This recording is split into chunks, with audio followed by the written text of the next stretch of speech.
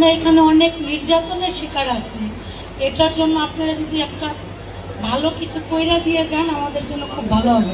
আমাদের চাকরি সবচেয়ে বেশি সমস্যা।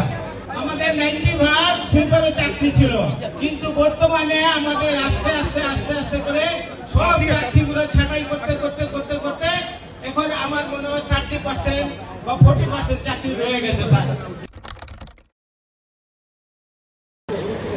আজকে নিপীড়িত হরিজন সম্প্রদায়ের জনগোষ্ঠীর উন্নয়ন বিষয়ক আজকের এই সভায় উপস্থিত।